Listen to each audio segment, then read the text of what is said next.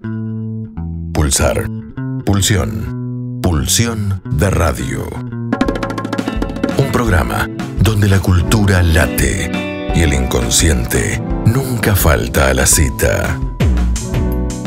Conducción y producción: Gabriel Pulice, Florentina Gamarra y Diego Yaiche.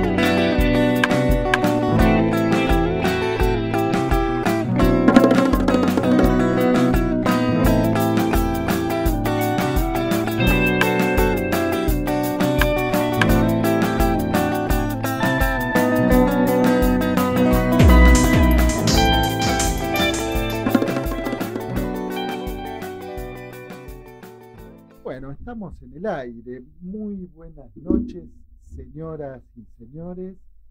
Esto es Pulsión de Radio, quinta temporada, episodio número 10. Muy buenas noches para todas y todos. Muy buenas noches. Buenas noches, Gabriel. Buenas noches, Florentina. ¿Qué tal? Y buenas noches, nuestro invitado de hoy. ¿Quién es nuestro invitado de hoy, Gabriel? ¿Quién es nuestro invitado de hoy? Bueno, nuestra invitada de hoy es la revista digital Fordá. ¡Vamos! Pero como no pudo venir, invitamos a su padre.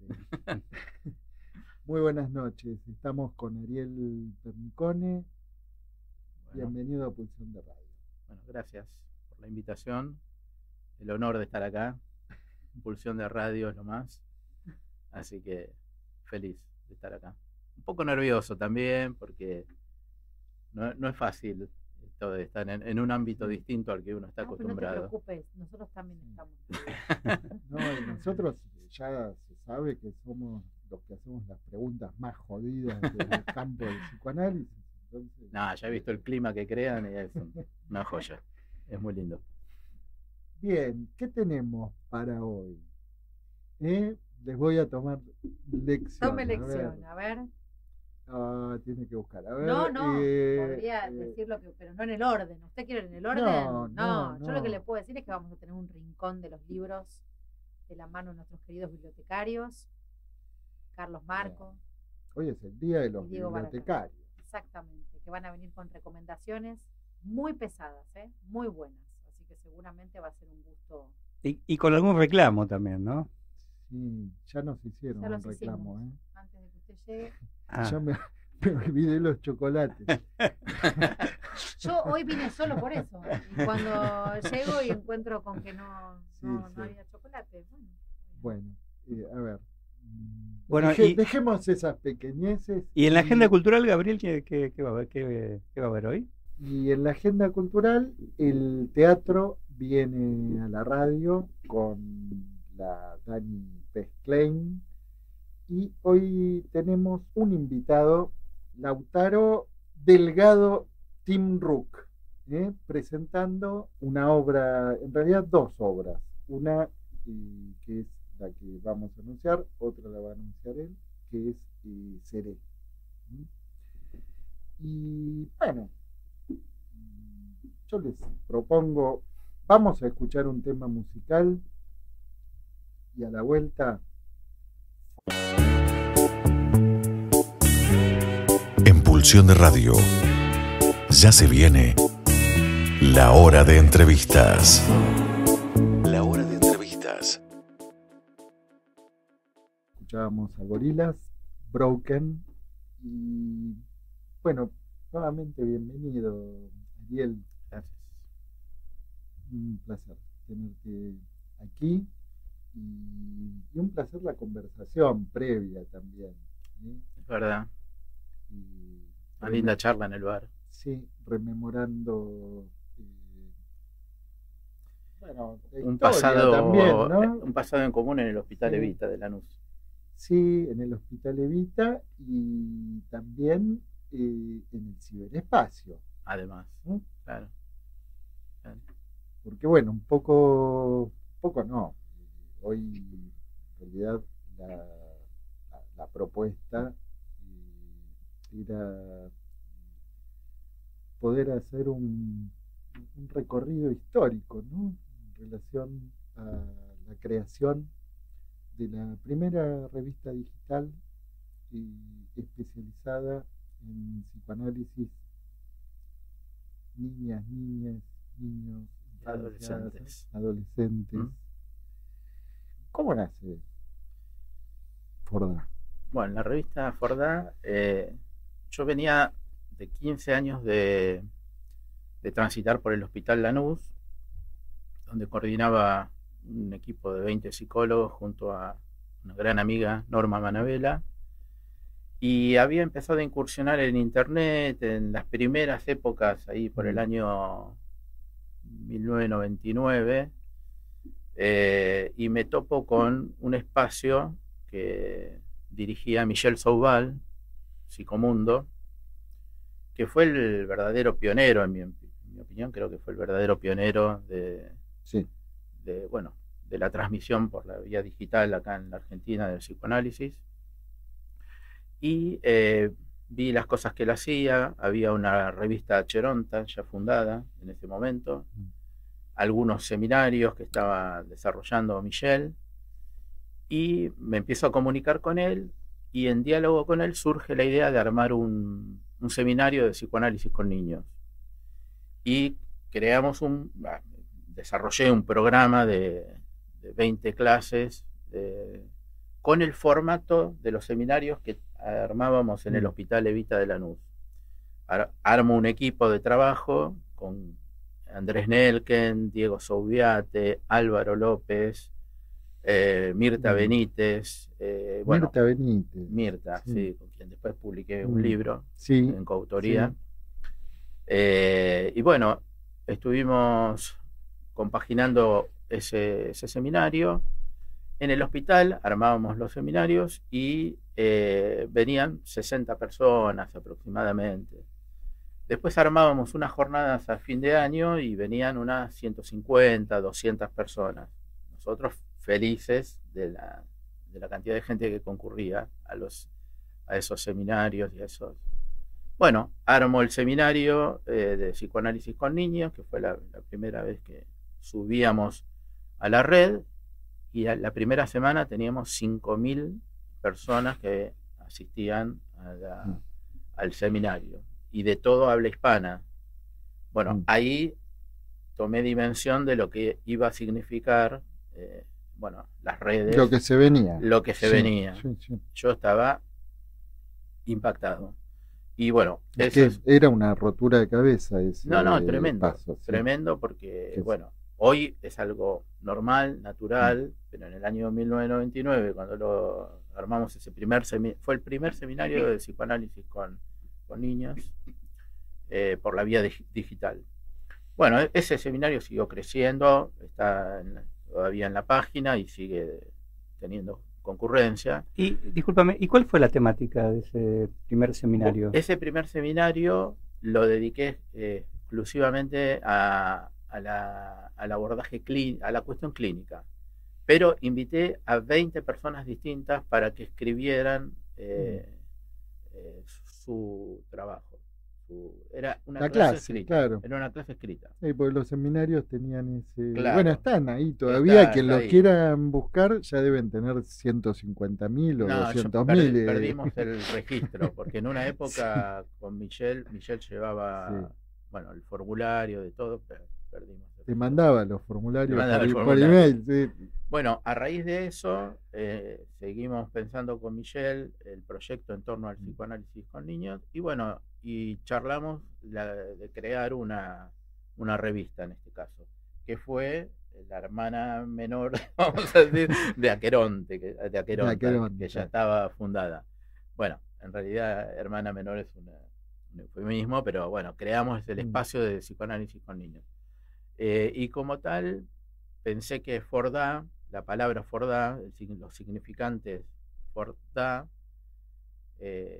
como fundación de espacio, ¿no? Porque el juego del Forda, cuando el nietito de Freud arroja su objeto, no es que lo arroja en espacio, está fundando un espacio. Entonces, me pareció que era interesante la idea de. Además, el juego del Forda es como una referencia, en esa época mucho más todavía, a la práctica con niños, ¿no? Sí, le da además una impronta bien freudiana. Bien ¿no? freudiana, la estructuración subjetiva a partir del Fordá. Bueno, como decía Lacan, el foso entre estos dos significantes. Bueno, acá la experta en vacío, no quiero decir, la tengo acá cerca, así que... No, es maestra en vacío. Ah, maestra en vacío, sí. Bueno, lo va a poder explicar magíster en vacío, sí. Bueno, y ese vacío que causa, ¿no? Y como efecto de una causa. Y bueno, me parecía que reunía un montón de significaciones. Y ahí se funda el nombre Fordá en la revista. De hecho, traías una sorpresa. Regalito les traje, porque Fordá es el juego del nietito de Freud, que todos conocemos, en Más allá del principio de placer, escrito por Freud en Más allá del principio de placer, el hijo de Sophie Freud, que falleció en 1918 en la pandemia española, ¿no? En la gripe española. La gripe española, sí. Hay otra versión también, ¿no? Pero te diría que la versión es esa. ¿Por qué? ¿Cuál es la versión que vos? Y después de un embarazo. No, estaba embarazada. El embarazo estaba. Claro. Fallece embarazada. La otra versión es que hubo un aborto. Bueno, hay una sospecha por algunos escritos que Freud, algunas cartas de Freud. Yo lo investigué muchísimo. Ajá, interesante. Y en el 2020, cuando se cumplieron 100 años del Más allá del principio de placer, tomé la decisión de armar un número especial dedicado al Más allá del principio del placer. Y invité a mucha gente a publicar en relación al Más allá del principio del placer. Por supuesto, el Fordá estuvo presente como en muchos de los textos, y me contacté con el biógrafo de el nieto de Freud, que es Ernest Freud. En realidad era Ernest Halberstadt, el nietito de Freud, y en un momento de su vida cambia su apellido, abandona el apellido paterno. Max Halberstadt era el fotógrafo, era un gran fotógrafo y era el fotógrafo de Freud. Muchas de las fotos que tenemos de Freud son hechas por Max Halberstadt. Y bueno, me contacté en el año 2020 con esto del Más allá del principio del placer y el número ese especial, y con el biógrafo, que es Daniel Benveniste. Daniel Benveniste estuvo en contacto con el niñito del Fordá cuando tenía alrededor de 90 años y que vivía en Heidelberg. Yo no sé si ustedes saben, pero... ¿Seguía tirando el carretel o...? Lo dibujó, se lo dibujó. Y le contó los recuerdos que tenía de su historia. Tuvo muchos duelos posteriores. Bueno, la entrevista la tengo publicada, la entrevista que le hice a Daniel Benveniste contando toda la vida del niñito del Fordá, que fue criado por Ana Freud cuando fallece Sophie. Pero después muere el padre también. El que muere es el hermano, el hermanito menor, Heineler. O sea que primero muere la Sophie. Sí. Si quieren les muestro algunas. ¿Se pueden ver algunas imágenes? Sí, de hecho después las podemos mostrar ahí en cámara y después las compaginamos como para que se puedan ver en el video. Bueno, la entrevista con Daniel Benveniste fue muy interesante, tiene la historia. Y hay dos psicoanalistas descendientes de Freud. Una es Ana Freud y el segundo descendiente psicoanalista es Ernest, el niño del Fordá. Fueron los dos únicos que... Y lo que les traje de regalo es la foto del niñito del Fordá que me dio Daniel Benveniste, que lo pueden ver acá con su carretel. A ver si la podemos poner con alguna de las cámaras. Este es Ernest Halberstadt Freud, No, acá. el famoso niñito del Fordá. Ahí está, mirá, ahí se ve. Muy bien. Esa foto Sí. me la Ujú. envió Daniel Benveniste, el biógrafo. Qué lindo. Maravilloso. Para mí es una belleza esta foto. Muchísimas gracias. Además tiene, si ustedes pueden ver, tiene el yo-yo, un carretel en la mano. Tiene el carretel. El carretel. Sí, Porque, bueno, en su trabajo con Ernest, hubo muchas fotos que Ernest le proveyó, y Daniel Benveniste, sinceramente, que vive en Estados Unidos, tuvo la generosidad de entregarme una serie de fotos que, bueno, acá está Sophie Freud, Ah, qué con lindo. el niño. Para Freud era su bella hija, él lo cuenta así.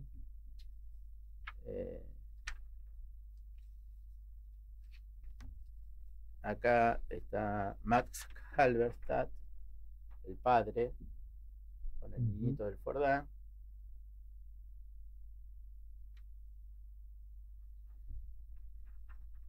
Bueno, acá está de nuevo Sophie, no sé si.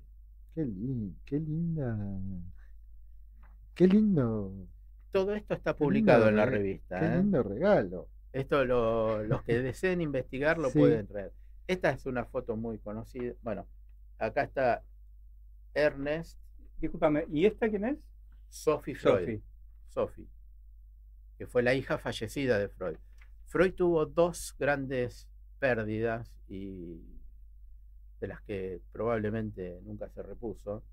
Una fue la muerte de Sophie, que era su hija directa, y la otra fue la muerte del hermanito de Ernest Freud, que es Heinele, el chiquito, que muere de tuberculosis.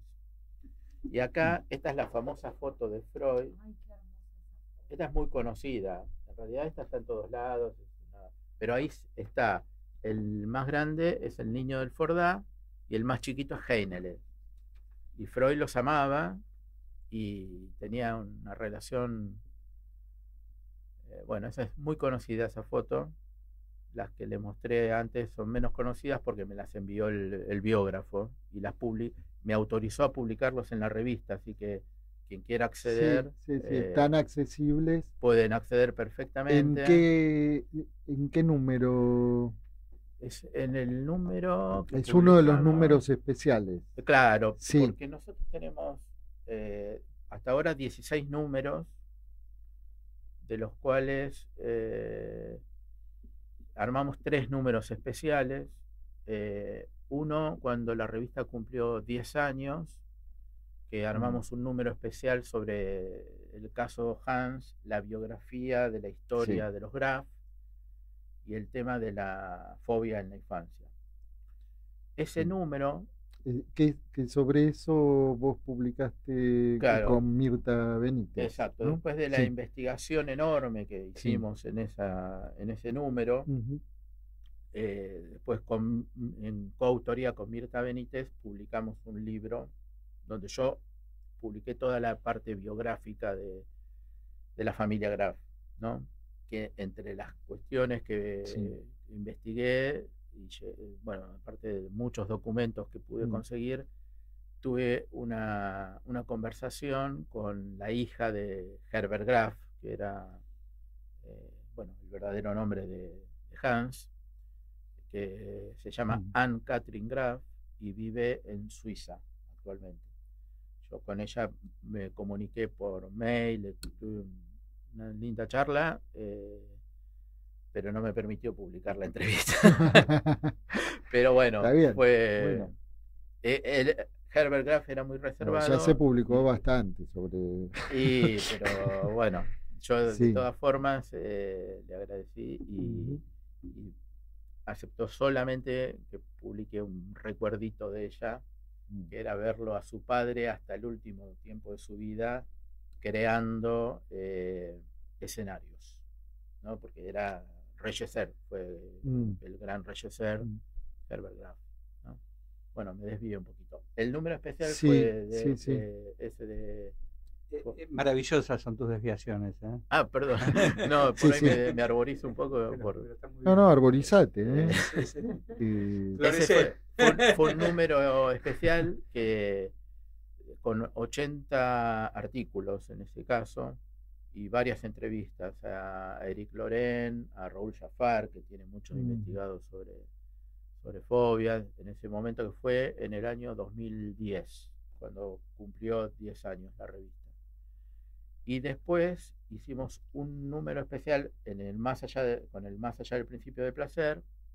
Nosotros publicamos un número por año, más o menos, pero cada número tiene 60 artículos, cada número es una bomba. Una bomba de una cantidad de trabajos, porque invitamos mucha gente y también recibimos espontáneamente escritos, y en base a eso armamos una compaginación particular, ¿no? Y bueno, por ejemplo, en el de Más allá del principio de placer, Juan Carlos Cosentino, lo invitamos, a Lionel Klinkiewicz. Nunca voy a pronunciar bien su nombre. Bueno, pues todo el trabajo que han hecho ellos de traducción. Un gran amigo de la casa, Lionel, le mandamos saludos. Que están haciendo un trabajo de traducción de la obra de Freud con los originales encontrados, que se puede acceder en forma digital en los archivos Freud, en la biblioteca y de las Washington. Los manuscritos de las notas de Freud. Todas las correcciones, bueno. Yo creo que son 3 los tomos. Sí, uno de ellos es el Más allá del principio del placer, y el tercero. Y supongo que van a seguir trabajando, porque al tener acceso a los originales de Freud, han hecho los vamos a tener que seguir invitando a la producción de radio. Sí, cierto, que hizo una donación muy importante, ¿no? Porque es abrir... de estos libros. No. Documentación de la escuela freudiana. Ah, mirá, qué bueno. Buenísimo. Bueno, nosotros también nos arborecemos. ¿Viste? No quiero dejar de mencionar que el último número que hicimos, también es un número especial dedicado al cuerpo en el discurso del psicoanálisis. Sí. Que también ahí publicamos una gran cantidad de trabajos. Hay uno de una tal Florentina. Mejor ni. Bueno, lo voy a recomendar especialmente. Una tal Florentina Gamarra que, por favor. Que escribió un trabajo que es una joya. Yo se lo dije personalmente y ahora lo quiero decir públicamente. Una joyita. Yo había leído, no la conocía personalmente a Florentina, pero había leído su maravilloso libro, Lacan, lector de Oriente. El del vacío. El del vacío. El del vacío y el de muchas cosas más. Pero trae de todo. Es una parrillada completa. Tremendo. No es vacío. Súper. Calculo que la gente que lo escucha ya lo conoce, pero si no, lo recomiendo especialmente.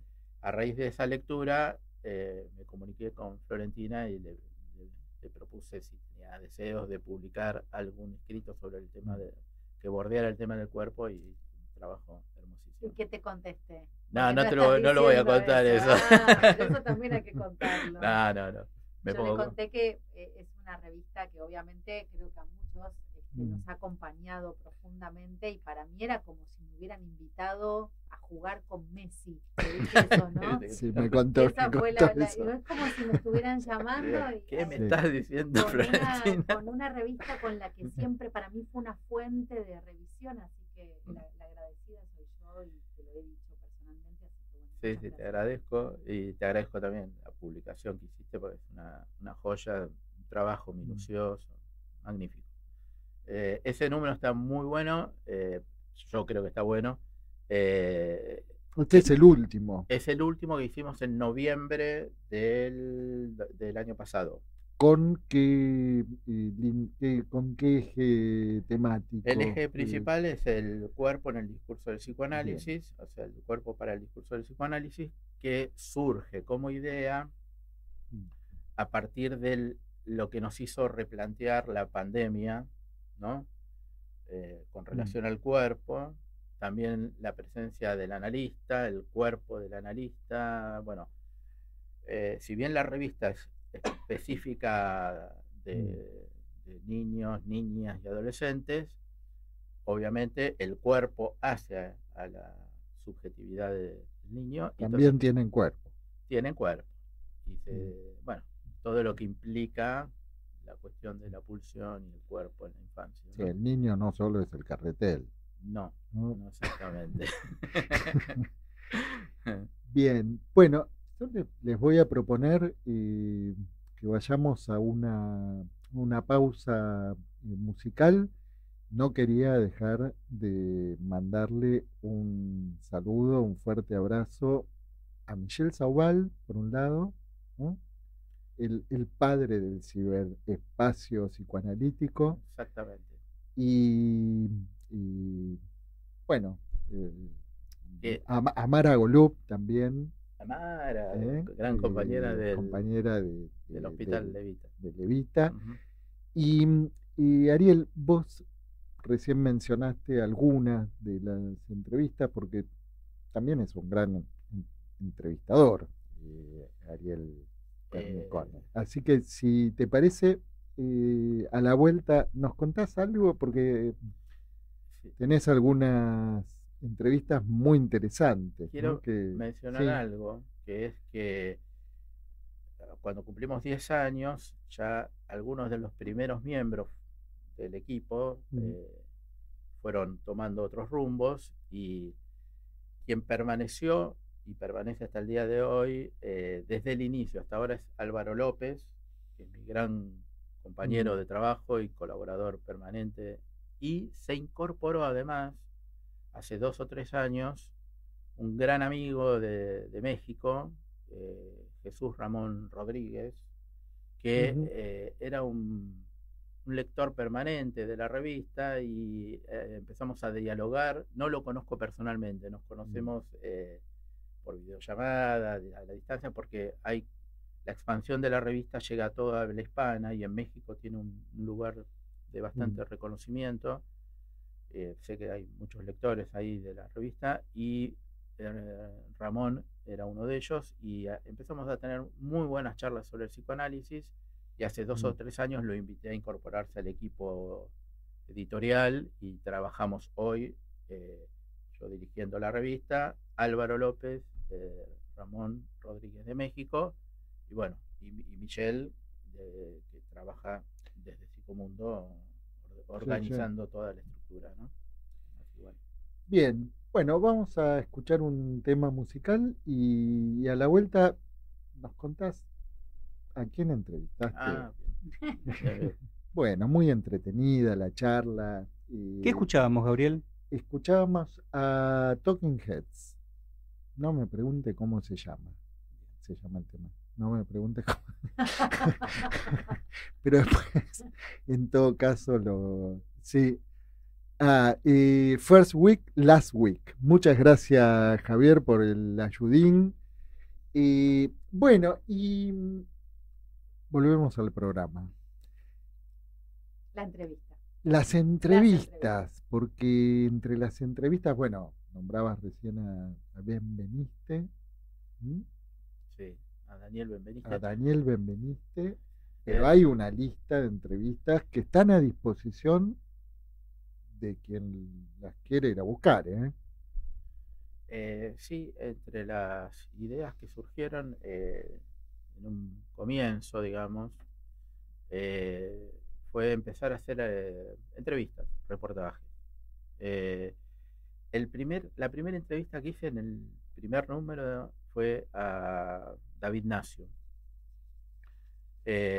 O sea, arrancar para romper el hielo. Sí, qué sé yo. Dije, yo venía leyendo algo de él, y en ese momento, y bueno, él vivía en París, yo estaba desde mi casa con un dispositivo que le enchufé al teléfono con un grabadorcito. Bueno, toda una entrevista.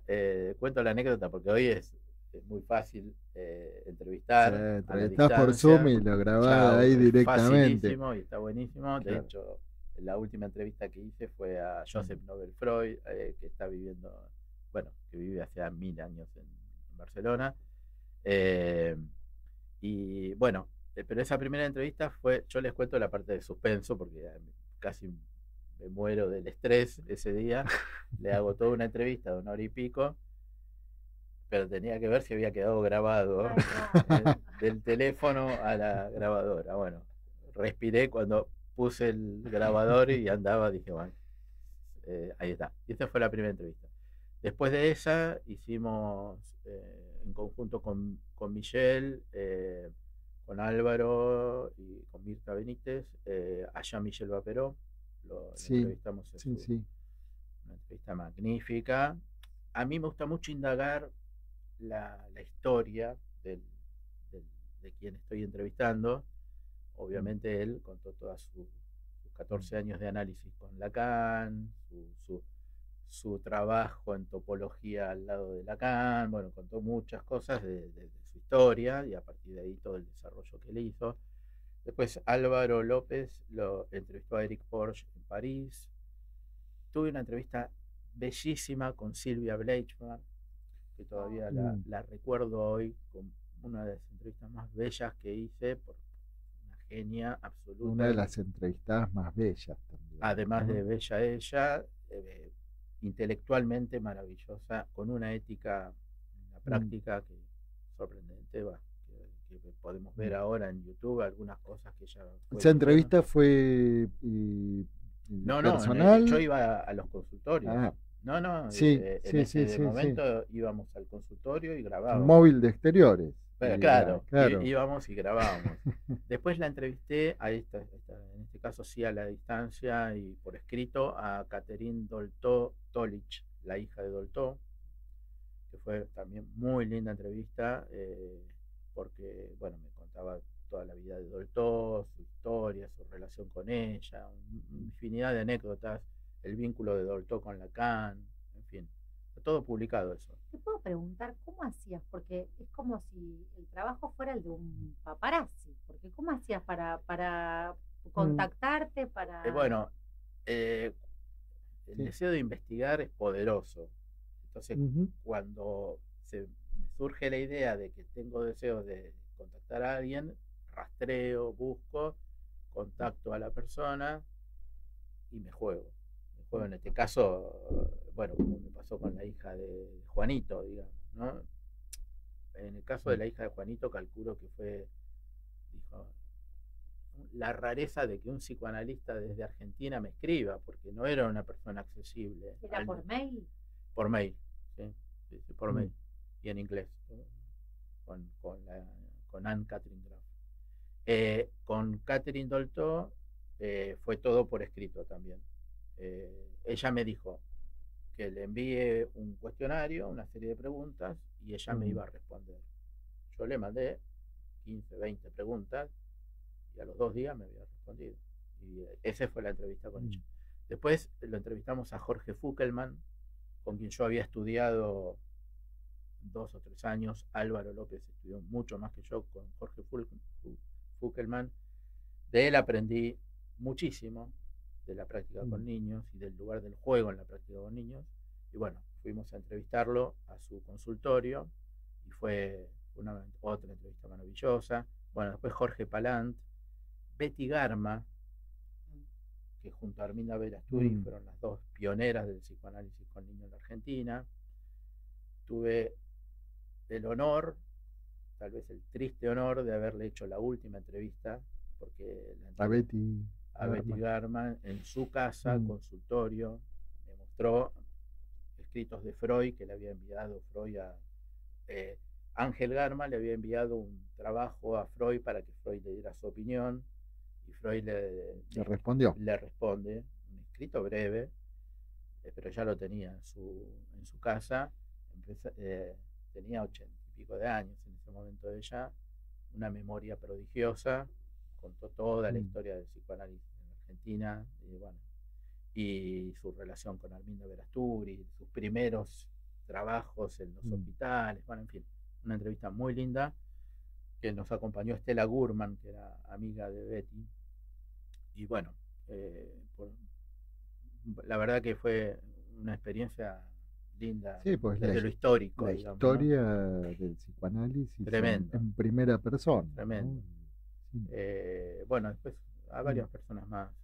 Joseph Nobel Freud fue la última. Eric Loren me envió un formato de entrevista en relación al caso Hans, cuando lo invité para el número especial. Bueno, ya nombré. Y Graciela Montes, la escritora de cuentos infantiles, la fui a visitar a su casa. La frontera indómita. No, una maravilla. Una belleza de entrevista, porque bueno, con toda su relación a la escritura en relación a los niños. Maravilloso. Así Muy que, winnicottiana. totalmente, sí. Y Ariel, ¿y cómo, para quien no está al tanto, que no conoce la revista, cómo se accede al material?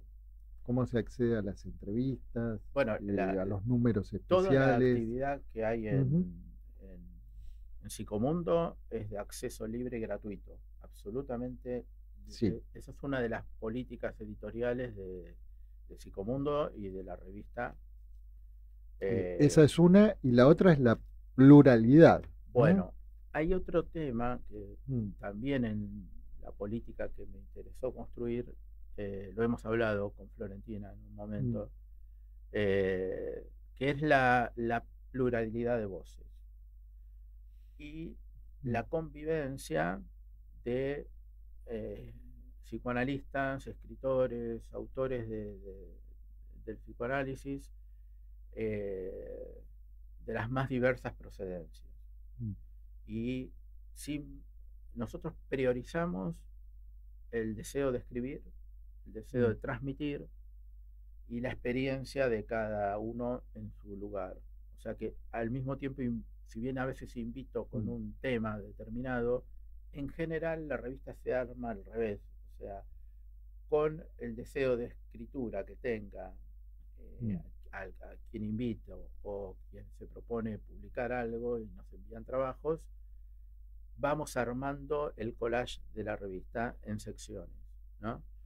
Entonces se arma al revés. Yo no condiciono al que escribe, sino que pongo la fuerza en el deseo de escribir de cada autor, ¿no? Sí. Y a su vez, cada autor, como no puede ser de otra manera, escribe a nombre propio. Con lo cual, no por la pertenencia institucional. Y a mí eso me interesa particularmente para ir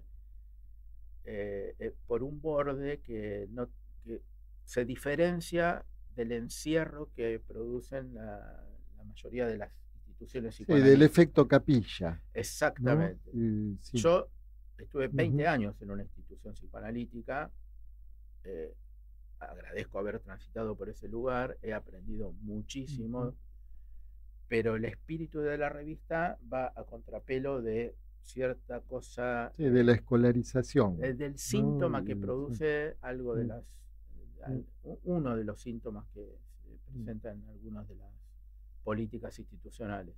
Entonces, el trabajo le queda al lector hacer el contrapunto entre escrito y escrito, o tienen posibilidad de acceder, hay miles, yo perdí la cuenta de la cantidad de trabajos que hay a lo largo de 25 años. Y en el último número decías 60 que hay trabajos. 60 trabajos. 60 trabajos, entre los cuales armé una sección de arte, y cuerpo y arte, e invité a artistas plásticos a publicar su registro del cuerpo desde el arte, ¿no? Entonces vamos cruzando otros discursos, ¿no? Bueno, eso. Interesante esto que planteas, de que el trabajo le queda al lector, o al lector le queda un trabajo. Exactamente. ¿No? Digo, porque en general, en las diversas, digamos, versiones establecidas, digamos, ¿no? de la enseñanza, parece que al lector hay que darle todo digerido. Claro, ¿no? Totalmente. Entonces, yo lo escribí en la presentación y en la primera editorial, y se me hizo como una reiteración la necesidad de volver, en cada editorial, volver a plantearlo, ¿no? Porque la verdad es que yo a veces no coincido con muchos de los escritos que publico. En todo caso, yo hablo desde cuando publico. O sea, yo puedo decir algo a partir de mi propia escritura.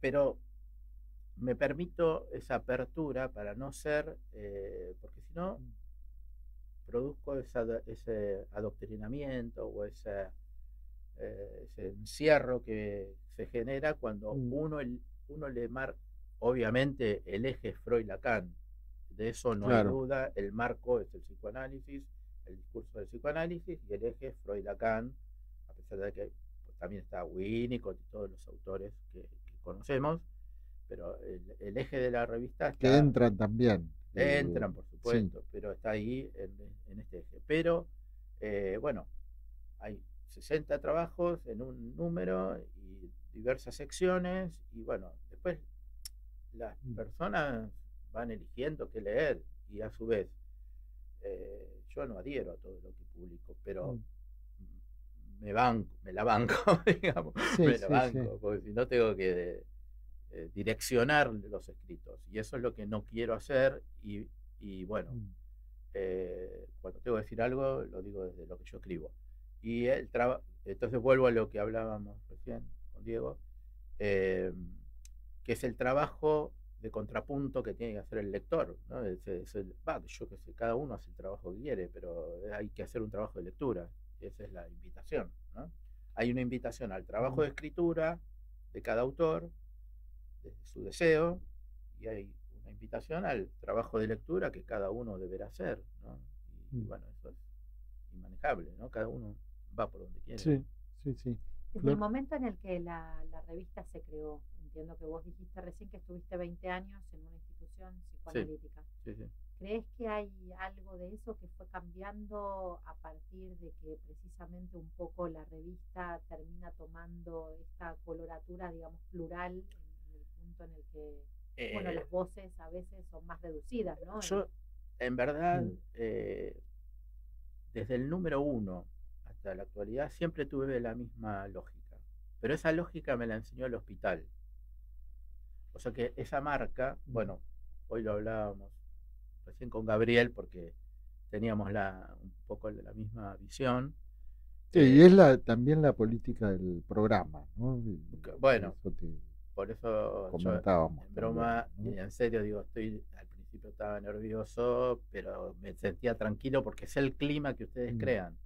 Y el clima para mí es fundamental. Entonces, cuando yo hablo con cada persona que invito a publicar, voy por un clima. Me interesa el clima, favorecer el clima cómodo en la escritura. Y de hecho, en la conversación con Florentina, cuando la invité, que la nerviosa era yo.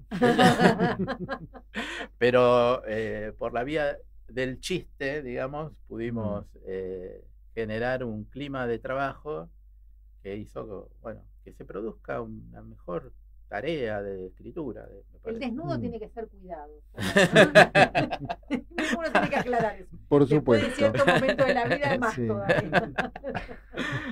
Bueno, y después fui a visitar las tertulias del camarín. Del camarín de las yo te lo musas. pregunto porque realmente cuando uno accede, digamos, a todo el material, que de paso, si me permiten, quisiera compartir con nuestra audiencia la dirección, ¿no? de la revista, que es en www.fort-medioda.org, ¿sí? Y que ahí, por supuesto, pueden encontrar todos los números y sobre todo específicamente los de noviembre del 2024 que llevan por título El cuerpo en el discurso del psicoanálisis. Exactamente. Así que todos invitados, invitadas a revisar el bellísimo material que allí están todos los números, desde el primero al último, ahí publicados, se puede acceder y siempre me emociona cuando me escriben, qué sé yo, desde Argentina, de cualquier lugar de Argentina o de toda Latinoamérica o de España. Sí, o de lugares extraños a veces. Sí, a también, veces ¿no? sí, lugares insólitos que vos decís, Qué maravilla. Sí. Y las menciones, ¿no? Porque hace poco escuché a una queridísima colega cercana, Araceli Colín, sí. que han tenido también un encuentro y ella hacía referencia muy, muy afectuosamente. Bueno, y que algunos de los trabajos aparecen como bibliografía, en monografías, en libros, en otros lados. Bueno, Rudinesco hizo una mención a la revista en uno de sus libros, el libro de Freud, está mencionado, está citado a pie de página. No quiere decir nada, pero quiero decir, hay un acceso, ¿no? Así que, bueno. Sí, y una de las preguntas que tenía pensado hacer al principio, pero como nos arborizamos después, pero era en relación a desde ese momento fundacional, ¿no? Y yo te decía hoy en el bar, ¿no? Así como de pronto aparece, bueno, la historia argentina en 20 etapas del diario tal, ¿no? Y ¿qué movimientos se fueron produciendo en la clínica con niños y adolescentes en, no sé, una selección de tapas de la revista Fordá? Sí, difícil. Difícil, sí. Yo te dije en cada editorial le dedico un parrafito al momento histórico-político en el que nos encontramos. No hago una editorial política en términos de política. Tenés que sacar un número sobre el Garrahan. Bueno, esto iba a decir. En el seguimiento de las editoriales, yo dejo como pequeños mojones de la historia, ¿no? Así como lo que yo leo, lo que a mí me pasa, además de hacer un recorrido sobre el trabajo del número, ¿no? Y hoy quería mencionar especialmente eso, lo del Garrahan, ¿no? Los que venimos del palo del hospital y sabemos lo que representa el trabajo hospitalario y la pasión que uno pone en ese lugar y la importancia de la salud pública, yo hoy no puedo creer lo que está pasando, digamos, y me parece terrible, patético, como un hospital como el Garrahan, y haciendo alusión al tema de la infancia, digamos, la dedicación que hay en el Hospital Garrahan en el trabajo en pediatría, y que se lo esté vapuleando de esta manera, me parece espantoso. Destruyendo, como se está destruyendo muchas cuestiones fundamentales, desde los derechos, de la cultura, del CONICET, los investigadores. Lo que está pasando en el área de discapacidad. Discapacidad, ni hablar. ¿No? Ni hablar, terrible. Sí, todas las poblaciones vulnerables. Es una política de exterminio, ¿no? Bueno, entonces ahí es donde, con más razón, los psicoanalistas, tenemos que poder decir, ¿no? Porque esto, bueno, hay que leerlo y decirlo, y escribirlo, y bueno. Y en ese sentido, bueno, hoy hay una degradación de la palabra, un desfinanciamiento de todas las cuestiones como las que nombraba Diego, una discapacidad, hospitales y demás. Sí, tercera edad. Investigación, jubilación, el recorte está yendo por ahí. Universidades. Bueno, entonces, no sé, desde nuestro lugar creo que hay que hablarlo, decirlo, escribirlo. Y vos decías, la revista fue también teniendo un cable a tierra siempre, en las editoriales. Claro, si bien, qué sé yo, yo opino en otros lugares respecto de lo que pienso políticamente y demás, pero siempre dejo algún mojón ahí en cada editorial. Pero lo pienso como una historización, ¿no? Que me imagino que alguien pueda leer dentro de un tiempo, para este número de este año, qué sé yo, tengo ganas de armar un número sobre el amor, en este caso. No sé si lo voy a poder hacer, pero estoy con ganas de armar un número especial sobre el amor, sobre lo que es el amor para el psicoanálisis, obviamente, ¿no? Pero, bueno, vamos a ver si lo logro y si se arma un lindo número en ese sentido, qué podré decir en la editorial, por ejemplo, acerca de la crueldad, qué sé yo, creo que estás trabajando algo del tema. Bueno, lo estamos viviendo. Lo estamos viviendo, bueno. Exactamente. Pero bueno, ahí hay que poder... Yo voy por el lado de la ternura. Bueno, por eso digo, ahí hay algunas cuestiones que sería interesante abordar.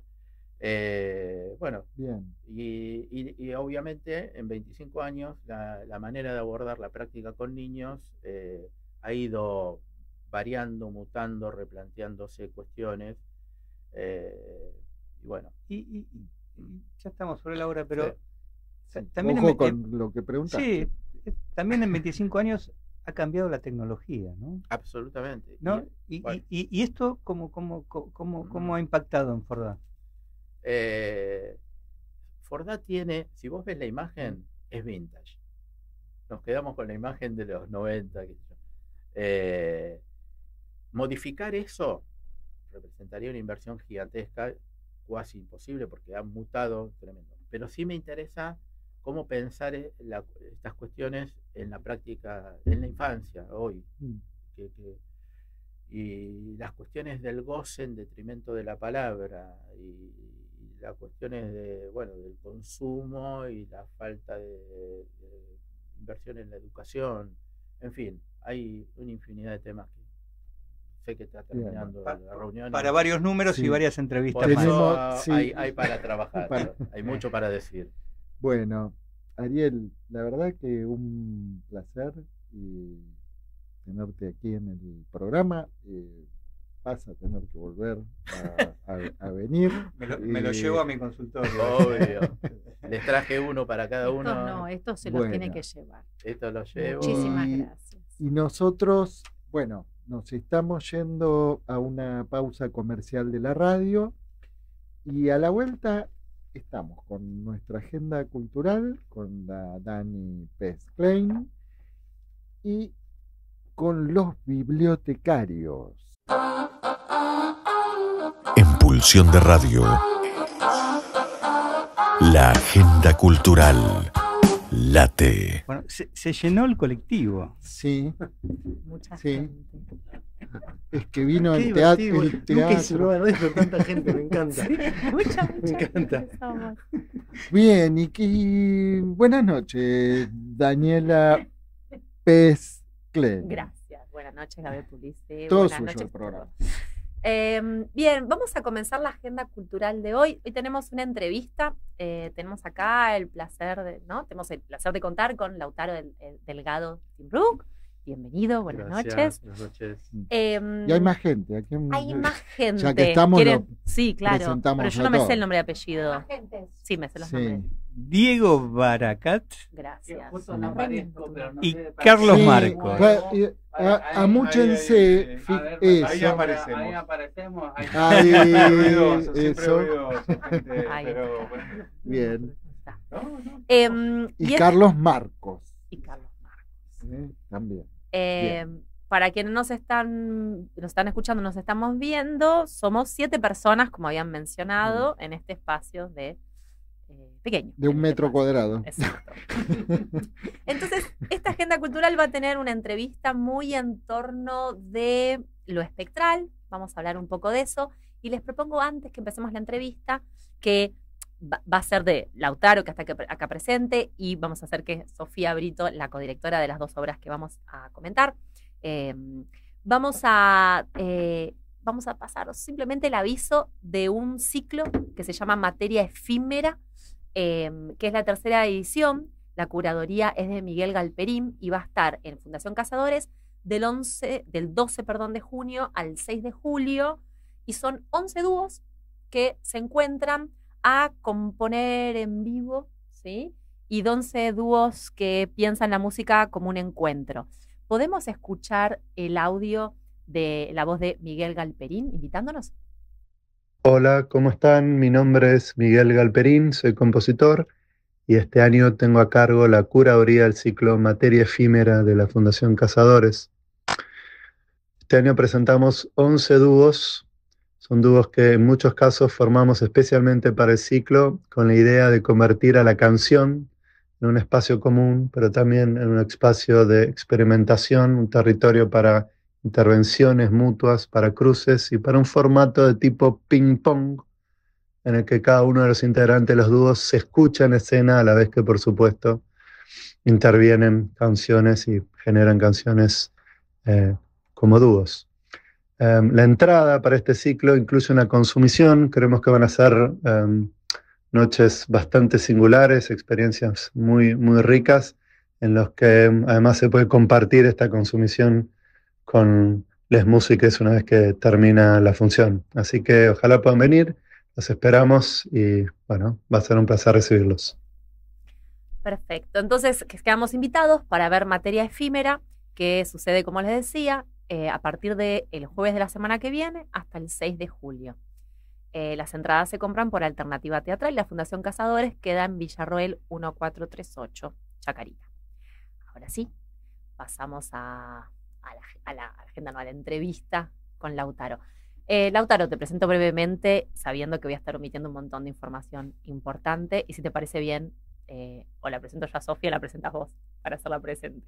¿Sí? Dale, perfecto. Bien, Lautaro es actor, director de cine, teatro y TV. En cine trabajó en Crónica de una fuga, en Revolución, El cruce de los Andes, Kriptonita y Pistolero. Y digo, por eso estoy reduciendo un montón. Y en relación a Sofía, diríamos que es actriz. Sí. Directora. ¿De teatro? Sí, guionista. Realizadora audiovisual. Docente. Sí.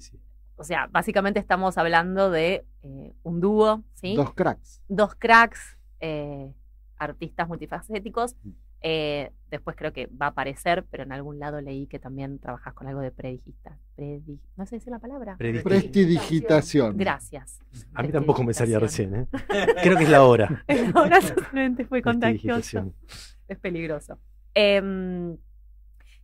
Y Lautaro y Sofía están con dos obras en cartel en el Teatro del Pueblo. Una se llama El corazón del mundo y la otra se llama Seré. Yo comentaba que estas obras tienen algo de lo espectral. Comento brevemente cada una y amplía lo que te parezca y corregir lo que te parezca. El corazón del mundo es una obra dirigida por Lautaro y por Sofía, que tiene en escena a Guillermo Angelelli con texto de Santiago Loza. En escena tenemos un único actor cercado de otras presencias. Todo inicia con un golpe y el relato se expande como los pedazos de un vaso que se rompe contra el suelo, ¿no? Se expande y se multiplica. Tomo ahí copio de la gacetilla. Nace, muere y vuelve a nacer en otros cuerpos. O sea, hay algo de lo plural. Y hay un dispositivo muy interesante sobre lo imagético, por decirlo de alguna manera. Ya lo vamos a emplear más. Y Seré es una obra, ¿cuánto? Es una obra dirigida por Lautaro y por Sofía, que lo tiene en escena a un ícono actor, que es Lautaro. ¿Sí? Es un manual de supervivencia en forma de registro personal, pero ese registro personal ocurre en un juicio público, abierto, nacional, ¿sí? Una voz de 1985, ¿sí? que se relaciona con la Mansión Seré en los finales del 70 y marzo del 78, y esa voz se nos presenta hoy. O sea, son dos obras diferentes, pero hay algo de lo espectral que las reúne. Esto es así. Como... Sí. De hecho, Seré y El corazón del mundo conforman un díptico. Okay. ¿Sí? Tienen vasos comunicantes que las interrelacionan, las comunican, las enfrentan, las espejan, y en relación con lo espectral totalmente. A mí me gusta decir que es espiritismo tecnológico. Con Seré, la hipótesis de trabajo es el actor es poseído por una voz. El espectador está viendo un acto de posesión. Entonces la idea de la posesión, ¿no? Y con El corazón del mundo el actor que está en escena se mete en otros cuerpos a partir de un efecto de ilusión óptica antigua de 1865, un efecto de ilusionismo que usaban los magos en esa época, y bueno, están también conectadas por la magia, por la ciencia y por lo político también, ¿no? Si bien Seré está pregnada fuertemente por lo político, porque es el testimonio que dio Guillermo Fernández en el juicio de las juntas sobre su secuestro y fuga de lo que fue el centro clandestino Mansión Seré, El corazón del mundo también es político. Seré es teatro fuertemente, digamos, abiertamente documental, ¿no? Y El corazón del mundo no, pero sí poéticamente y estéticamente también se hermanan, ¿no? Por eso esta idea de que estén juntas en cartel, para ir a ver las dos totalmente. Y poner en diálogo. Sí. Creo que son dos obras que tienen que leerse juntas. ¿Y qué recepción del público están teniendo? ¿Las ponen en contacto? Maravilloso. La verdad es que me emociona lo que está pasando. Nunca imaginé que iba a pasar esto, tanto palabras hermosas y abrazos y comentarios y bueno, y también críticas, ¿no? Que van apareciendo y comentarios sobre la obra y análisis sobre la obra de gente profes de la universidad que mandan a sus alumnos y a alumnas a que hagan trabajos de estudio sobre Seré, en principio. Bueno, El corazón del mundo está casi recién estrenada, pero es muy, digamos, y un montón de críticas y notas y ensayos sobre la obra que realmente es como que desborda lo que uno hizo. Claro, que es el objetivo, ¿no? Sí. Que llegue, que impacte y Sí. que se contagie en sentidos Sí. no lineales. Estamos muy agradecidos, y lo digo, estamos incluyendo a Sofía, que es la codirectora y codramaturga de Seré, que estamos desbordados de agradecimiento y de público. Yo las funciones las vi llenas. Sí, Cuando pasé por ahí cerca en otro día de función, Sí. aunque yo no fuese a ver, Sí. vi llena. Sí. Digamos, que no es un momento fácil, digo. O sea, No, cualquier obra. No, pero creo también que lo que proponen las dos obras es algo que realmente tiene algo muy, a ver, ¿cómo decirlo? Excitante. Muy de correr al que expecta del lugar y volver a ver la cosa desde otro lugar, desde otro punto de vista. Y eso, bueno, yo por lo menos cuando alguien me hace ver así, me excita. Claro, sí.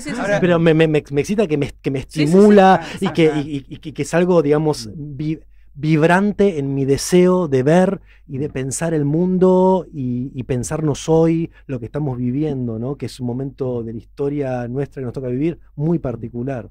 Ahora, este efecto aparece entre el que expecta y lo espectral, ¿no? Sí. Digo, ¿cómo surgió lo espectral?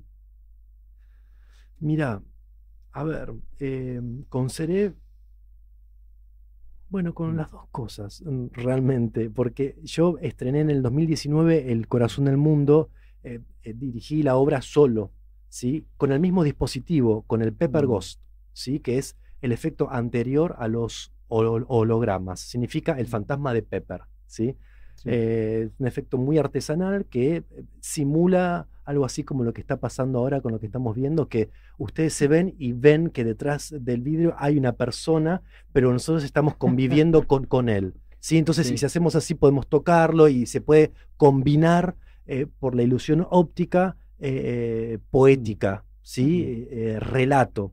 Y mira, mi hijo Matías, cuando empecé a ensayar el Corazón del Mundo, mi hijo es fanático de la química, de la física. Me dice, papá, ¿cómo se hacen los hologramas? No sé. Yo estaba pensando en la obra, en los ensayos. Digo, bueno, a ver cómo voy a hacer esta obra. Me dice, ¿por qué no se hacen obras de teatro con hologramas? Digo, ¿perdón? ¿Cómo? Claro, ¿por qué? Digo, sí, espectros y escenografía. Digo, no, porque es imposible. Digo. Y no, bueno, y con él me pongo a investigar, y empecé a hacer con él justamente diseños a pequeña escala, con muñequitos, lucecitas, lintercitas, espejos, diferentes materiales. Somos muy curiosos y nos gusta mucho hacer manualidades juntos. Y bueno, y dije, uy, ¿qué pasa si esto lo llevo a tamaño humano? Y la obra, El Corazón del Mundo, tiene que ver con la experiencia de la muerte, con la experiencia de el umbral entre la vida y la muerte. El Corazón del Mundo es una obra de fronteras entre el día y la noche, la vida y la muerte. Y Lautaro, también entre el estar poseído y el Poseidón. Sería, ¿no? Porque vos decías, en una de las obras hay alguien que está poseído, ¿no? Sí. Y en la otra algo, ¿cómo llamarlo? Es el reverso, pero en el corazón está la misma cosa, ¿no? Sí.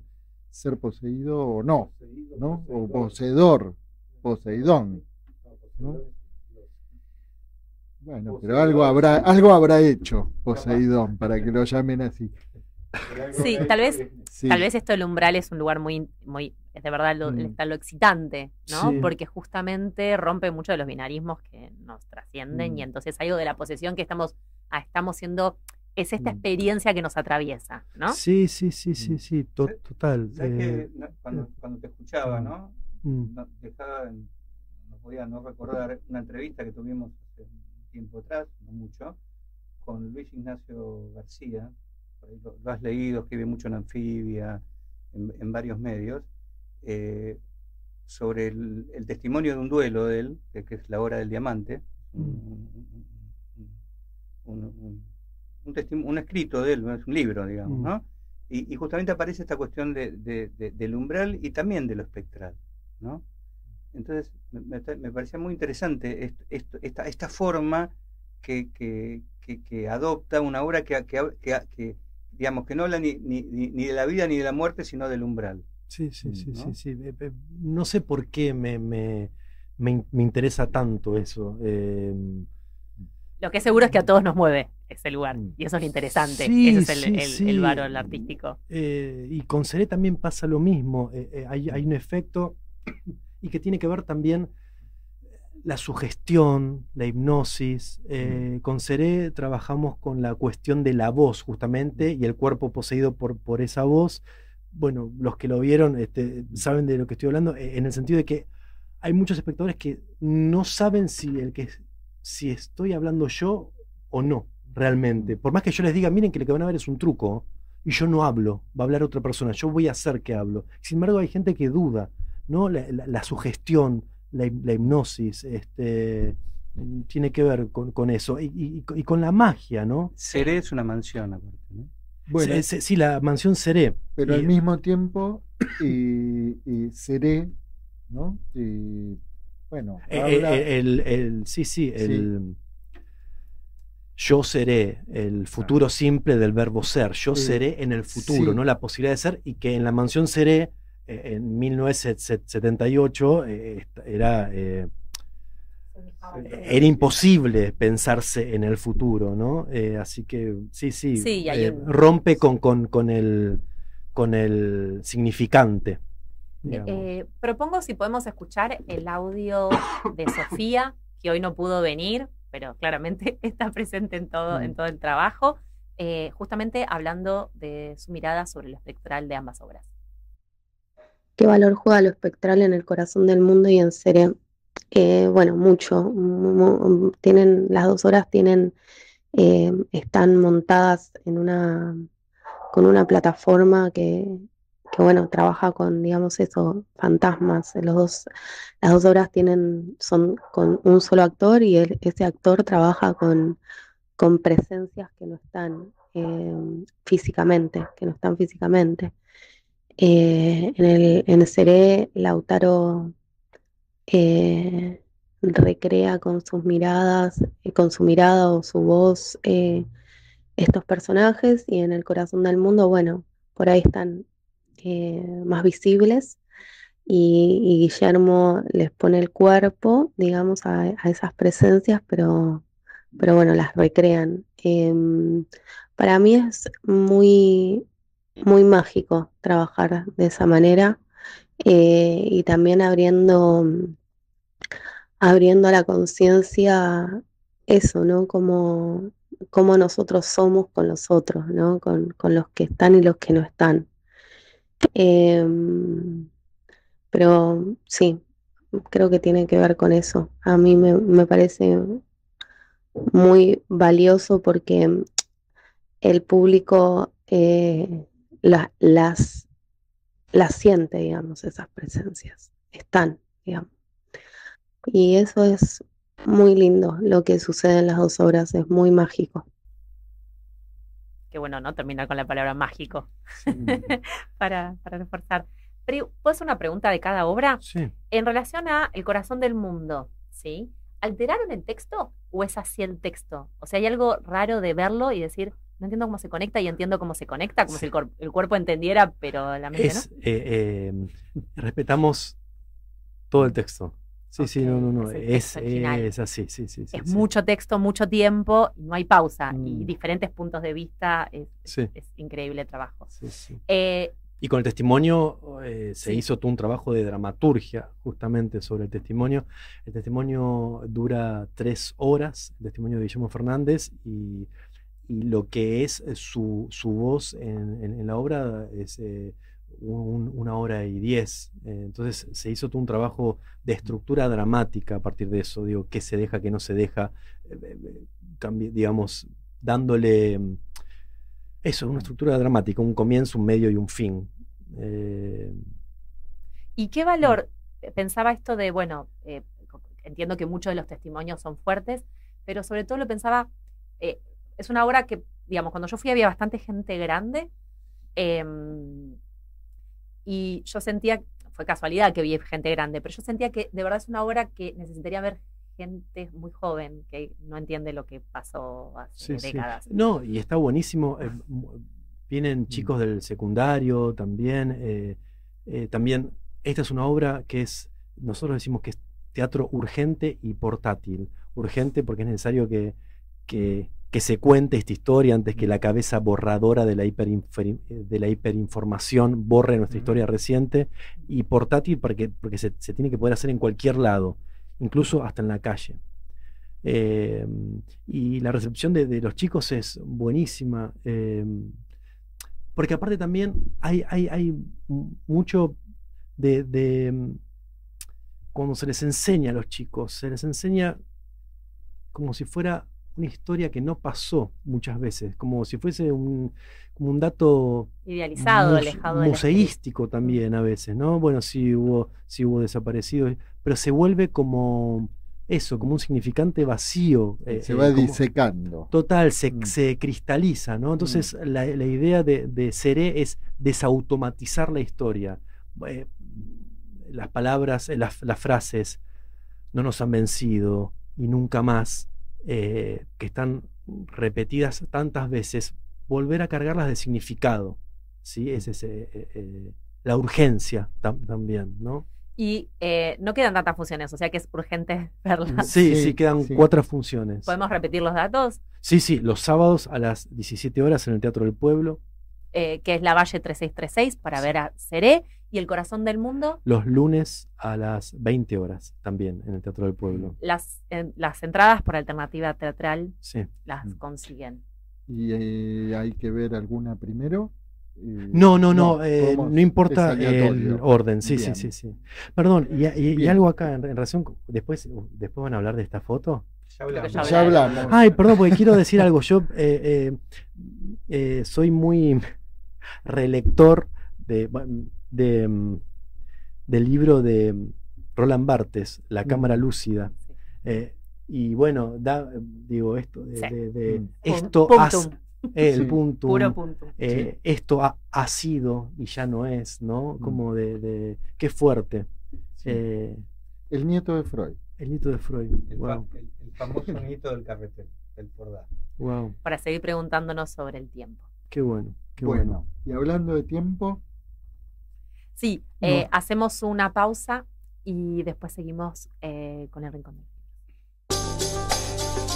En Pulsión de Radio ya se viene El Rincón de los Libreros, la columna que en tu biblioteca no puede faltar. ¿Hacemos uno y uno? Pero presenta usted, ahora le digo. Bueno. Todo suyo el programa, Baracat. Ya te designaron. Va a presentar el señor Baracat, que llegó temprano, increíblemente, gracias al partido de fútbol, supongo. Por primera vez. Por primera vez. Va a presentar él porque el tópico lo tiró él. Vos sabés que yo el tópico lo tiré y sin imaginarme la entrevista que hubo antes y también cómo llega a relacionarse en esto, que bueno, lo vamos en el desarrollo de las cosas que vamos a ir contando, lo van a ver. Yo hablé con Carlos y decía, bueno, ¿qué propuesta, temática teníamos esta vez? Y yo le dije, bueno, ¿por qué no hacemos algo de que tiene que ver con el psicoanálisis fuera de las instituciones? Fuera de las instituciones psicoanalíticas, en otros ámbitos o en otros lugares, u otras intervenciones. En la radio, por ejemplo. Por ejemplo, la radio. Pero bueno, nosotros tomamos cosas, yo me lo imaginé con cosas un poco más antiguas. En la radio estaban en ese momento, pero digamos, desde otro lugar. Entonces, bueno, le propuse a Carlos, bueno, cada uno traer una serie de libros que tuvieran esta propuesta. Sí, en algunos momentos se llamó psicoanálisis en extensión, psicoanálisis en la radio, en la universidad, en la escuela, en la calle, etcétera, etcétera, etcétera. Pero empiece usted. Como el mantecol, ¿no? Exacto. Se decía mantecol en el kiosco. ¿Se acuerdan de esa propaganda? Bueno, Públice cantando, estamos en el horno. Es lo que me faltaba y luego morir. Bueno, llegó temprano Baracat. No se puede decir marca. Claro. Bueno, yo quería contarles y traerles un libro que tiene algo bastante de historia, que es esta compilación que se llama Teoría y Técnica Psicológica de Comunidades Marginales. No sé si se ve ahí. Este libro lo compiló Roberto Harari. Este libro compilado, un poco más arriba, un poquito más, ahí se ve. Perfecto. Este libro está compilado por Roberto Harari. Es un libro que me parece, es una compilación de, bueno, Juan Carlos Nochetti y un montón de otros psicoanalistas que en ese momento lo que tiene como más interesante es que este libro tiene mucho de psicoanálisis, tiene mucho de lo que es Blecher, todo lo que tenía que ver con Freud, pero digamos más en cuanto a lo social. Este libro en particular habla... Bien argento. Bien, ¿no? Argentino, habla mucho de una experiencia específica en la década, finales de la década del 60. Este libro está publicado, para que ustedes se imaginen, está publicado en el año 1974. Es anterior al... 50 años. 51. 51. Sí. 51 años. Está publicado, digamos, hay todo un trabajo y una elaboración. Yo no lo quería olvidarme porque siempre tienen como que desarrollan mucho este plan de erradicación de villas de emergencia. Había todo un trabajo específico de psicólogos, de psicoanalistas en trabajo de villas de emergencia y cómo tratar de erradicar eso. Es una compilación que es tremenda. Es un libro que lo descubrí hace un par de años. Diego. Cuestión polémica, ¿no? Sí. Porque sabemos que durante la dictadura militar también hubo un plan de erradicación de villas. Sí, no, pero este no, es por eso pero digo, es otra época, pero lo que digo es cuando digo polémico, digo, digamos, abierto al debate, ¿no? No, igualmente hay que tener una clara concepción. Nosotros vivimos en una realidad que tiene nuestra realidad actual con una población de pobreza, qué sé yo. Acá estamos hablando de que el mínimo de esto era un 3 o un 4% de la población. Era una cuestión ínfima. Entonces... Pero aún así había trabajo en las villas. Y había un trabajo muy serio, y este es un libro que da cuenta y documenta todo eso de la experiencia de los distintos aspectos de los trabajos. Bueno, sí. Bueno, bien. Ese era uno de los primeros que quería traer. Le doy la palabra. Mire, que ni que nos hubiéramos puesto de acuerdo para acá. A ver si puede matar este libro. Vamos a ver. A ver cuánto tiene de envido. Vamos a ver. Carlos Marcos. Este es con... Viene con una buena primera mano. Le cantó 30 Baracat. Este es un desarrollo... No nos pusimos de acuerdo, pero vamos por ahí, Baracat. Lo que pasa es que hay que hacer un poquito de historia, ¿sí? Sí. Vamos, el primero que traje, que es uno de una serie de Maud Manoni que se llama La educación imposible, que está en un tándem con Un lugar para vivir y otra serie de textos de Maud Manoni, librazos, que cuentan una historia en Francia que luego se replica en la Argentina con este laburo en villas y mucho laburo social. Maud Manoni fue fundadora de Bonneuil, este lugar para vivir. Sí. Primero de muy jovencita trabajó durante la guerra, en la década del 40, en lo que se llamaban espacios vacíos. Mandaban estudiantes de psicología a tomar casas vacías, entre comillas, para atender niños con problemas de salud mental. Maud Manoni fue voluntaria en esa época. Luego del Mayo francés, cuestión de época, y en el 69 hacen un proyecto cooperativo con un hospital en Bonneuil que había fundido Biela y un grupo de psicoanalistas, entre ellos Safwan, Fedida, Simatos, los Lefort, exactamente. La escuela experimental de Bonneuil. Exactamente, que sigue hasta el día de hoy como un hospital de día, sigue laburando con talleres, adolescentes, niños y jóvenes con problemas de salud mental. La institución estallada. Ahí va. En el 74 caen los Manoni en Buenos Aires y dan esa conferencia que se llama La institución estallada y proponen la experiencia de Bonneuil, no por eso en balde la compilación de Harari, como que los psicoanalistas tienen que de alguna manera estallar cualquier institución y tomar el laburo social en sus manos. O sea, viene una cuestión de época. Cualquiera de los libros de Maud que cuentan, en casi todos cuentan algo de la experiencia de Bonneuil. Impactan en la Argentina en este tipo de proyectos y se extienden. Por eso el segundo libro, son 2 libros, Baracat, le tiro el real envido con... El segundo libro recoge la experiencia de Bonneuil también en instituciones como el Borda. Ajá, a ver. Esto no es específicamente un libro de psicoanálisis, pero sí. Ahí, Diego. Largue el celu, Yaiche, largue el celu. Estaba buscando los otros libros de Manoni. Bueno. El niño retardado de su madre. Exactamente. En casi todos cuentan las experiencias de la burocracia francesa, que no es nueva. Si los leen van a ver, es gracioso cuando presentan la documentación en Francia, les pierden los documentos 15 millones de veces, los rebotan, les dan unas vueltas hasta que pueden formalizar. Tuvieron como 15 años muchísimo hasta que el sistema de salud público los reconoce. Exactamente. ¿no? Sí. Traje este libro que se llama Desborda, Salud Mental y Arquitectura, de un arquitecto, Rolando Schere, que se dedicó a recorrer toda la historia del Borda con fotos, planos y etcétera, desde su fundación Este no lo tenés en la biblioteca. No, es para darte envidia. Totalmente, ya me da dando mucha envidia. Administración envidia de los bibliotecarios. Totalmente. Administración, ya me estaba babeando. Por administración desde su fundación en 1863. ¿Sí? Cuando era no era el Borda, sino El Borda tuvo unos 20 nombres. Sí. Si querés te digo algunos para que...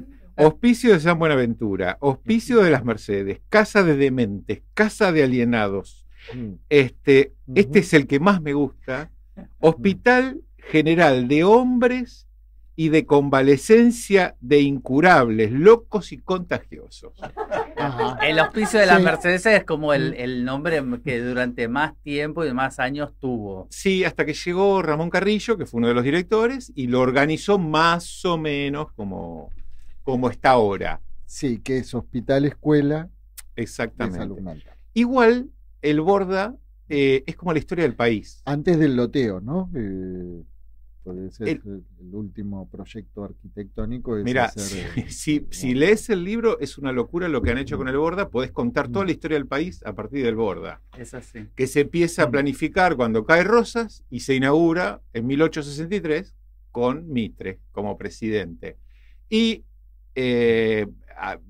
agregan una parte para los presos, sacan los presos, en algún momento quieren venderlo, en algún momento se transforma en escuela, retiran escuela, vuelve la escuela, entra pollo, sale pollo. Lo que pasa es que, por ejemplo, hay algo que tiene que ver con el final del siglo XIX, que tiene que ver con la locura, estaba muy emparentada, por decirlo de alguna manera, con la criminalidad. Entonces estaba criminalizada la locura. Estaba criminalizada, había un montón de cosas que estaban criminalizadas, la locura entre ellas, y por ejemplo a él, José Ingeniero, lo que hace es el Archivos de Criminología, Psiquiatría y Criminología, que es tan famoso en principios del siglo XX, que es una revista que se leía en Argentina y en toda Latinoamérica.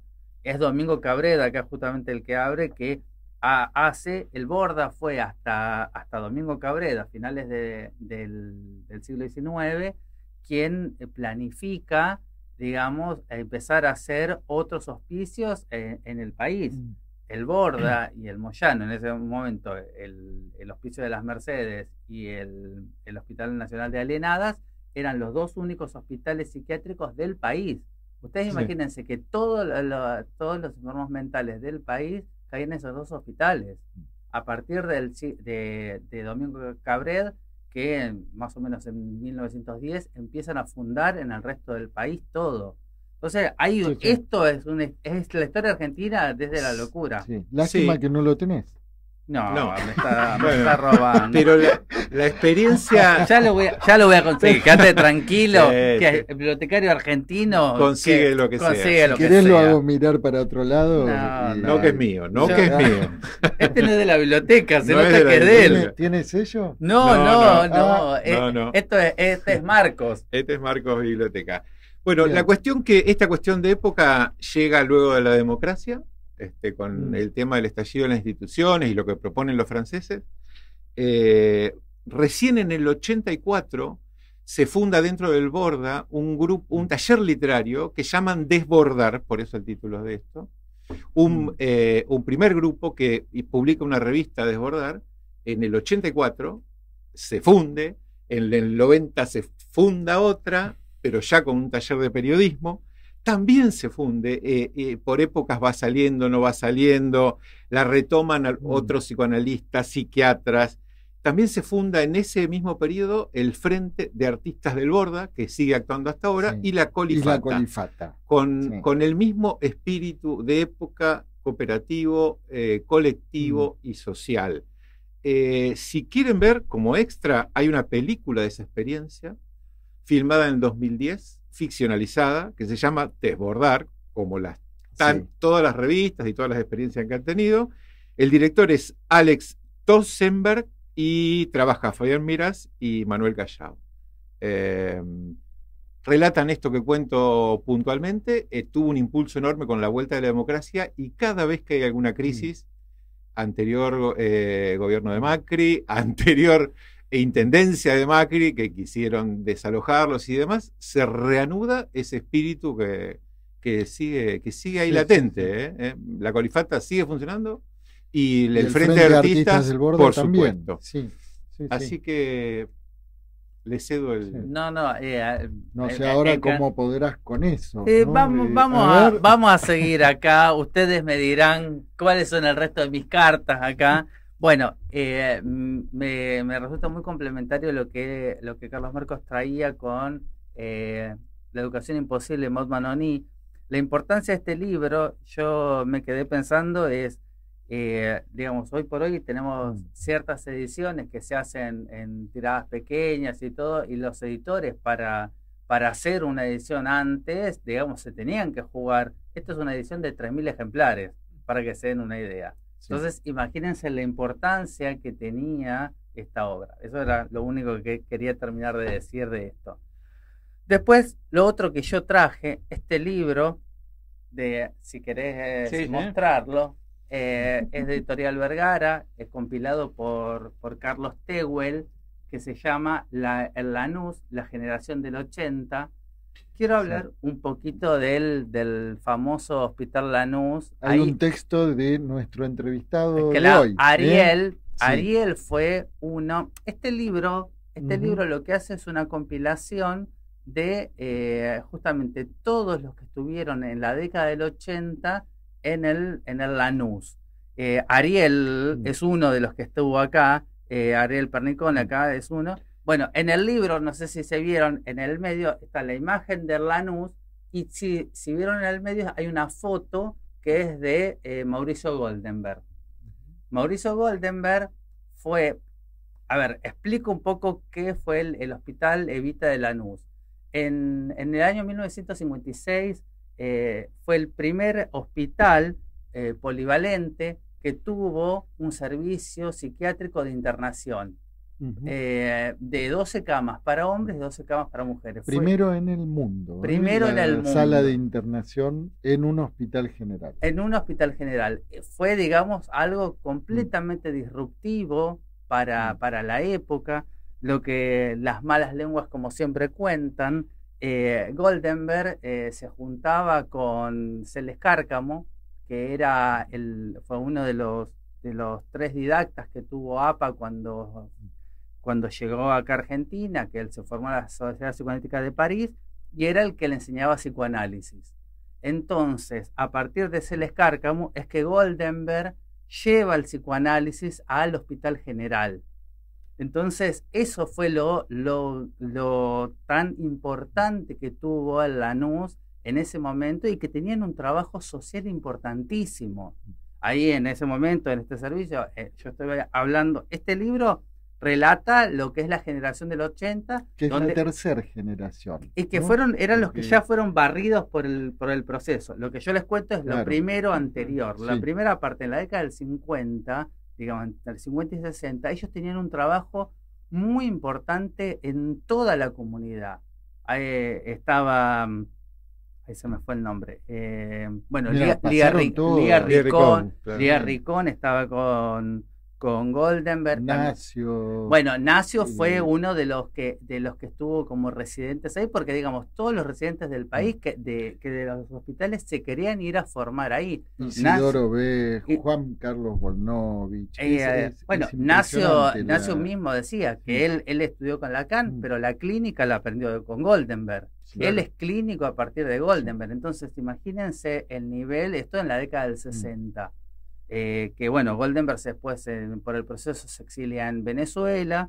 Bueno, esta es la experiencia de todos los psicoanalistas que compila Carlos Tehuel a partir de la década del 80, cuando son barridos toda esta generación, y bueno, cómo recomienzan y cómo es esa experiencia en el Lanús, que digamos, es el clásico Lanús, pero es un Lanús diferente.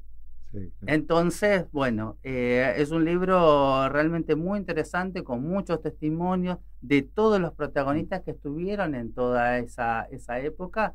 Muchos estuvieron entre la década del 80 hasta el 2000 o el 2010, 20, 30 años en el Lanús. Así que bueno, Bueno, Hugo Cohen llevó adelante la reforma en la provincia de Río Negro, por ejemplo, que fue también paradigmática con las polémicas que se armaron en relación a eso, pero bueno, sí. ¿Es biblioteca Baracato o es bibliotecaria? En APA está, pero este es mío, no. Este es mío. Este es mío, no, eso, muy olvidate. Bien, muy bien. Ese es mío. Así que Miren no. que después les van cuando vuelvan a las bibliotecas les van a inventariar. No, los bibliotecarios conseguimos todo. Además, los bibliotecarios tenemos nuestras propias bibliotecas. Claro, este es mío, ¿no? Nuestras propias bibliotecas muchas veces son extensiones de la biblioteca. Y a la inversa. También. Yo hay libros que ya van a parar a la biblioteca. No hay más lugar a la biblioteca. Es así. Así funcionamos. ¿Qué sé yo? Me parece que la historia no ha cambiado en estos tiempos. Desde que yo estudiaba y que se inundó la biblioteca del Congreso y un bibliotecario salvó todo el archivo de revistas llevándoselo a su casa, no ha variado mucho. Como no ha variado la historia de las crisis de los hospitales, de cómo laburan, por más rico y valorable que sea la tarea clínica, laburan con un esfuerzo y con una idea pasión total y con una idea de lo comunitario, que eso es parte de la formación. La clínica no es solo consultorio, estos libros testimonian eso. Totalmente. Ahí Harari, la última época de su vida, hizo solo consultorio, pero da cuenta, Harari dirigía una de las colecciones más grandes y más importantes en Nueva Visión de psicoanálisis. Era un tipo que estaba conectadísimo y laburó un montón en hospitales y en fundaciones. La verdad que laburaba un montón. Yo antes que se nos acabe el tiempo... No, tengo todavía un libro. Yo tengo uno más, uno nuevito, porque siempre íbamos a... Bueno, le doy la palabra. Gracias. Termina usted, empezó usted, termina usted. Es así. Bueno. Este libro se llama Habitar Componiendo, ahora lo mostramos.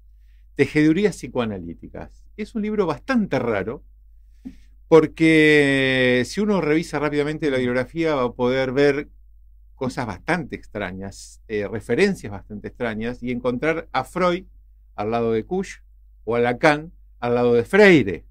Bien. Está escrito por Marcelo Eses y por Elizabeth Vita. Marcelo trabajó en el Gutiérrez, en el Hospital de Niños, bastante tiempo, y trabajó en un dispositivo de niños en la calle. ¿Sí? Ese fue su laburo de social. Chicos de la calle. Exactamente. Sí. Y ¿en qué año? ¿En qué época? Y esto sería en los 90, porque vamos, crisis en crisis, es básicamente eso. Y Elizabeth trabajó bastante tiempo también en alfabetización en lugares desfavorables en una escuela integral que se llama Isauro Arancibia. Ambos tienen experiencia en laburo social, si querés lo mostramos, pero no sé dónde. Pero, sin embargo, esto que decían medio en chiste de las referencias, uno puede encontrar en este texto toda su experiencia en lo social, pero no abandonan el discurso lacaniano e inclusive alguna crítica actual a las instituciones que a veces se corre un poco de lo social y se aísla y se guarda en sus queridas parroquias, iglesias, etcétera. Yo por Villa estamos acá. Si usted quiere seguir, la seguimos. Y a mí me queda el quiero y le voy a tirar el vale 4. Usted dirá lo que diga. ¿Cómo no? Yo lo tengo y me vengo con una carta fuerte e interesante que es Silvia Bleichmar. Muy bien. Así que quiero a ver cómo le va con esto. Cante. Bueno, Silvia Bleichmar, famosa psicoanalista bahiense, que ella estuvo también en la década del 70 exiliada en México. Este libro lo que da cuenta son las clases que ella dio específicamente en el 84 y en el 85 a los psicólogos, formándolos después del famoso terremoto, para justamente atender a toda la gente y contener a toda la gente. Ella lo que hace, estas son las clases, este es el primer libro póstumo. Silvia fallece en el 2007, este libro sale en el 2010, Es el segundo libro de la colección. Este, bueno, está editado por Entre Ideas. Entre Ideas es una editorial que tiene más o menos 30 libros. Este es el primero, no, el segundo de los libros de Entre Ideas, pero es el primer libro póstumo de Silvia. Y es más, bueno, yo hablé con la editora y ella es que recibe de Silvia directamente los manuscritos mecanografiados que había dado las charlas. Entonces, esto es directamente eso, este testimonio. Y también Silvia Bleichmar había hecho su tesis de doctorado con Laplanche, con la teoría del traumatismo, y bueno, también en este libro lo que hace es desarrollar esa teoría, así que no es solamente el testimonio y toda la situación de lo que fue con las clases que le dio a los psicólogos en México, sino también esta teoría que... Su tesis doctoral. Su tesis doctoral, justamente. Algo así. Las ideas de ella. Así que bueno, esta es mi última carta. A mí me parece, Barakat, que no todo está perdido con los psicoanalistas, quiero decirle. Porque yo hoy veía, casi no hablamos con él, nos tiramos el tip y acá venimos. Claro. Pero hay un montón de escritos en la Argentina, en el mundo, de experiencias con la gente de Cromañón. Todo el Hospital Ramos, hay escritos y material sobre esa tragedia, lo que se les ocurra, todas las épocas y todas las crisis que revivimos cada una y otra vez. Silvia fue una de las que hizo una experiencia específicamente con los colegios después de la crisis de Cromañón. A partir de esta experiencia, a partir de lo de la AMIA, a ella la llaman, hay un grupo, no hay nada publicado de esto, pero ella fue una de las que intervino en los colegios del gobierno de la ciudad después de la tragedia de Cromañón. Bueno, que hay algo que nos decía Valentín Barenblith, bueno, que falleció este año, ¿no? Hace muy poquito, que es que ellos estaban tan apasionados con la clínica que se olvidaron de escribir, ¿no? Entonces, experiencias como la del Lanús, pasaron unos cuantos años hasta que volvieron a visibilizarse a partir de los testimonios, porque no habían publicado nada, ¿no? Entonces, bueno, empiezan a salir artículos, publicaciones, y de pronto se reconstruyó la historia, ¿no? Y parece que lo mismo pasa con lo que contaban, bueno, en el caso de Bonwil. Sí, ahí hubo... Sí, pero los testimonios también son de mucho tiempo después, se puso en valor mucho tiempo después, lo logrado. No es tan fácil en el fragor de la batalla, el quilombo y la crisis, tener la cabeza fría para publicar, no es tan sencillo. A veces está bueno dejar pasar un poco y contar la experiencia cuando es necesario. ¿O no, bibliotecario? Sí, totalmente. Los bibliotecarios tenemos paciencia y sabemos esperar, publicar. Igual que los vengativos. Obvio. Ya no sé cuántos años pasaron, uno va perdiendo la cuenta, pero la gente de Bonwil estuvo en Buenos Aires después. Estuvieron en la Facultad de Psicología. Puede haber sido en la década del 90 o principio del 2000. Ahí vinieron los canadienses también. Claro, más o menos en la misma época. Y pasaron un film, digamos, hecho por ellos, y que en algún momento aparece la visita de Lacan a Bonwil. O sea, Lacan hizo una visita a Bonwil en una oportunidad. Es que todo ese está documentado. Digamos. Toda esa época está muy impulsada por la antipsiquiatría de Laine Cooper. Sí. Y Lacan le simpatizaba bastante toda esa movida. La École Lacanienne apoya en Un lugar para vivir, agradece a la École Freudienne de París, a Lacan, a Cuadernos Sigmund Freud, porque la Escuela Freudiana de Buenos Aires no estaba fundada. Eso es Mazota, que mandó una carta de apoyo, loco como siempre, creo que mandaba carta de apoyo a lo que fuera, cosa que me parece valorable. Y a una serie de instituciones, de la Argentina creo que es la única, y una serie de instituciones. Pulsión de Radio también. Pulsión de Radio. También mandó una carta de apoyo. Bien, muy bien. Bien. Bueno, se nos con acabó esta carta de apoyo, como era, entra el pollo, sale el pollo. Entra pollo, sale pollo. Y la carta de apoyo. Bueno, Un lujo los bibliotecarios, realmente estamos muy orgullosos de nuestros Y bibliotecarios. sin embargo nos siguen mandando al rincón. Vos te das cuenta. Totalmente. Y no nos dieron nada No, todavía. Es que llegaron tarde. No, esta vez no, y tampoco nos dieron nada. ¿Quién se habrá tomado todo el whisky? No sé. Bueno, nos Gamarra. estamos despidiendo hasta el próximo jueves aquí. En Pulsión de Radio.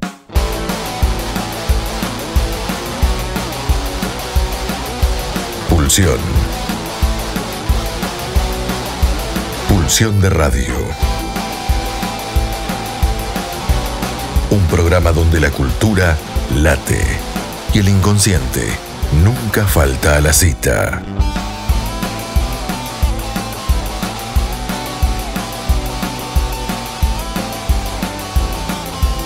Nos volvemos a encontrar el próximo jueves de 22 a 24, aquí en la RZ.